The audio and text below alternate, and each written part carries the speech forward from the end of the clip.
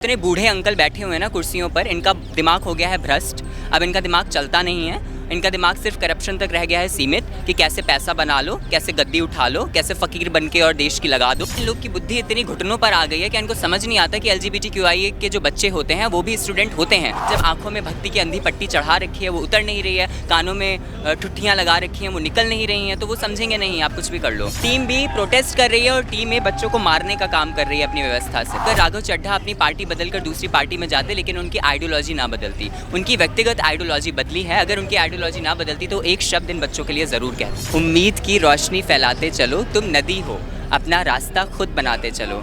कहीं पास हो रहा सूर्यास्त भी कहीं दूर हो रहे सूर्योदय का आगाज होता है।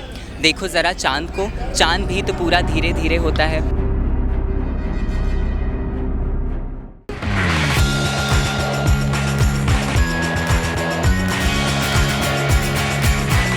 नमस्कार, मैं आकाश कुमार, स्वागत है आपका हमारे चैनल भैया जी गजब पर। जिस तरीके से CJP का प्रोटेस्ट 5 दिनों से लगातार चल रहा है, चल तो बहुत पहले से रहा है। एक शख्सियत काफ़ी फेमस हुआ जो हमारे सामने मौजूद हैं। इनको देखकर पहले तो लोगों ने बहुत जज करा कि कैसे व्यक्ति हैं, मतलब मजाक बनाया जेंडर का कि अब ऐसे गे व्यक्ति भी आ रहे हैं, कॉकरोच जनता पार्टी में सारे गे भरे हुए हैं।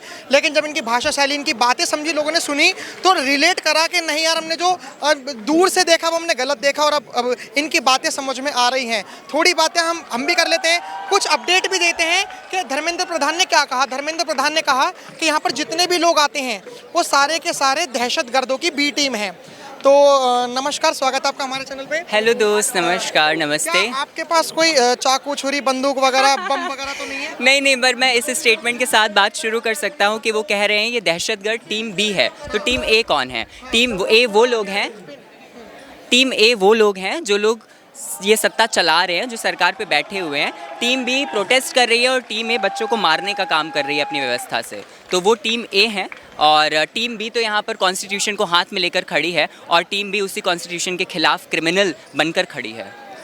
CJP से आप कितनी चीज़ों को ताल्लुकात रखते हैं? क्योंकि अभी CJP ना, लोग कह रहे हैं कि ये पॉलिटिक्स में आना चाहते हैं, लाइक जैसे 2014 में अन्ना हजारे जी का आंदोलन हुआ था। देखिए, पॉलिटिक्स में आना बहुत अच्छी बात है और मुझे ऐसा लगता है कि युवाओं को पॉलिटिक्स में आना चाहिए, क्योंकि ये जो इतने बूढ़े अंकल बैठे हुए हैं ना कुर्सियों पर, इनका दिमाग हो गया है भ्रष्ट। अब इनका दिमाग चलता नहीं है, इनका दिमाग सिर्फ करप्शन तक रह गया है सीमित कि कैसे पैसा बना लो, कैसे गद्दी उठा लो, कैसे फकीर बन के और देश की लगा दो।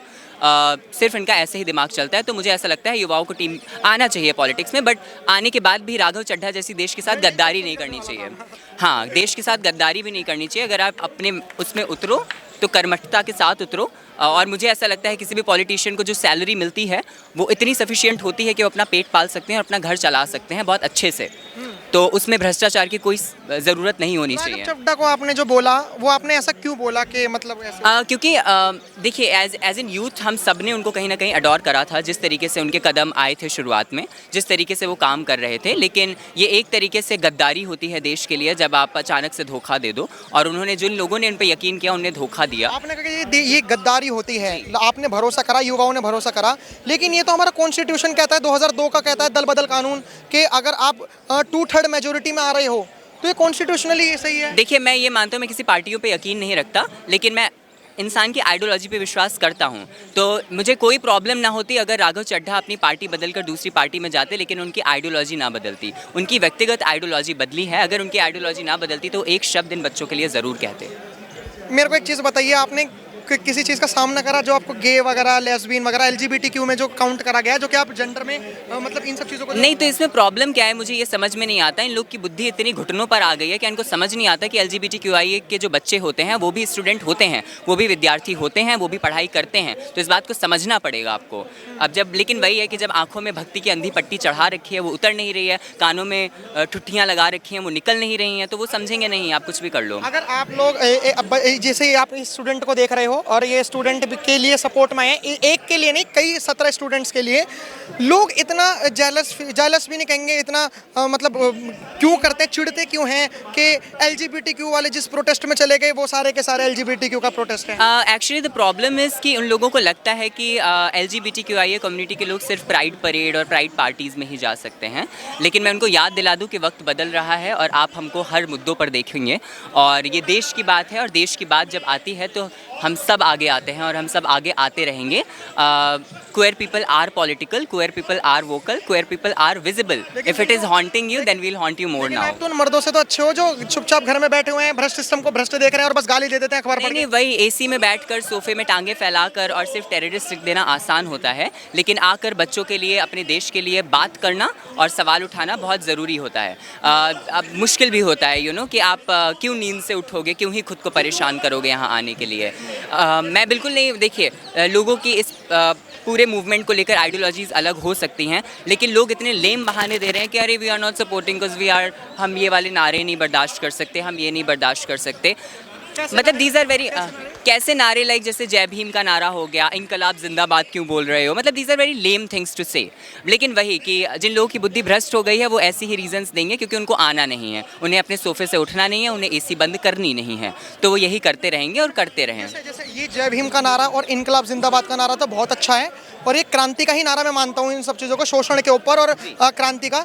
लेकिन जो हम उस पक्ष से बात कर रहे हैं, जो यहाँ पर लोग आते हैं, वो कहते हैं कि हमें इन सब नारों से दिक्कत नहीं है, हमें नारों से दिक्कत है कि जो ब्राह्मणों के खिलाफ बोला जा रहा है या फिर हिंदुत्व के खिलाफ आज़ादी के नारे बोले जा रहा है, हम उनसे मुझे लगता नहीं है, मैंने अभी तक तो यहाँ पे ऐसी कोई नारेबाजी नहीं सुनी जो ऐसी हुई हो, बट लेकिन अगर हुई है, आई डोंट नो कहाँ से सुना है, क्योंकि यू ऑलरेडी नो कि नफरत फैलाने के लिए, प्रोपेगेंडा बनाने के लिए लोग कुछ भी कर रहे हैं। बहुत सारे ऐसे, I am not saying everyone, बहुत सारे मीडिया वाले आके खुद भी प्रोवोक कर रहे हैं चीज़ों को, और जो हो रहा है बहुत एविडेंटली हो रहा है 6 तारीख के साथ में। तो मैंने तो ऐसा नहीं देखा, मेरे सामने कोई कहता भी है तो मैं अच्छे से ले लेता हूँ उनकी, लेकिन हाँ अभी तक मेरे सामने तो ऐसा नहीं हुआ है लकीली।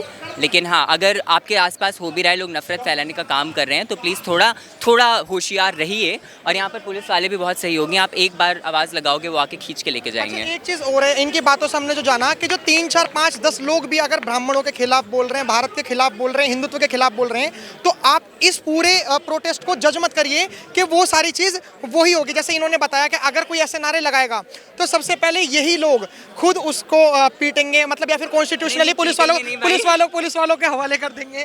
नहीं, पीटेंगे नहीं, ये एक शांतिपूर्ण प्रोटेस्ट है, हम बिल्कुल हिंसा पर यकीन नहीं रखते और हम तो खुद ही उस हिंसा के खिलाफ खड़े हुए। जिस हिंसा ने इन बच्चों को मारा है तो हम पीटेंगे क्यों। लेकिन हम इस बात को ज़रूर मानते हैं कि 6 तारीख से अब तक जो हम देख रहे हैं, एक्सपीरियंस कहता है कि कुछ लोग ऐसे ग्रुप में आते हैं और फिर वो वही अराजक तत्व होते हैं, वो आ करके यहाँ पे कुछ ऐसा कॉम्प्लिकेट सिचुएशन बनाने की कोशिश करते हैं। बट लेकिन पुलिस वाले हैं और दे आर वेरी कोऑपरेटिव। जैसे हमने इतनी देर NTA के बारे में बात करी, धर्मेंद्र प्रधान जी के बारे में बात करी, अब मैं बात करना चाहूँगा क्योंकि आप नीट के स्टूडेंट्स के लिए खड़े हो, उन सभी स्टूडेंट्स के लिए खड़े हो जो पेपर लीक से गुजर रहे हैं। मैम 3 से 4 जो कर्नाटक में स्टूडेंट्स थे जो कांग्रेस की रैली के चक्कर में लेट हो गए, तो आप उनके लिए कुछ कहना चाहोगे? हाँ, बिल्कुल गलत है और शायद मुझे ऐसा लगता है जो भी वो रैली थी, जो कुछ भी था, उनको जवाबदेही देनी चाहिए, देनी चाहिए ऑफ कोर्स, अपॉलॉजी देनी चाहिए और उनको आना चाहिए सामने और कॉम्पनसेट करना चाहिए बच्चों को बाय ऑल मींस पॉसिबल।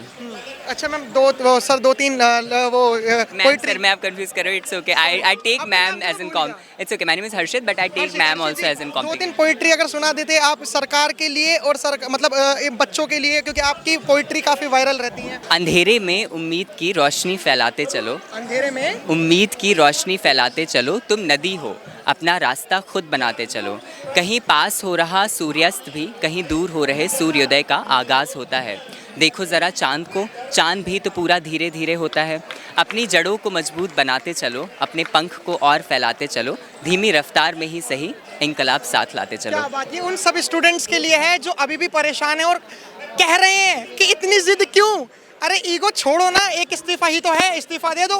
चलिए फिलहाल आपसे मिलकर बहुत अच्छा लगा, आपकी क्या राय है कमेंट में जरूर बताइएगा। देखते रहिए हमारा चैनल, धन्यवाद, जय हिंद।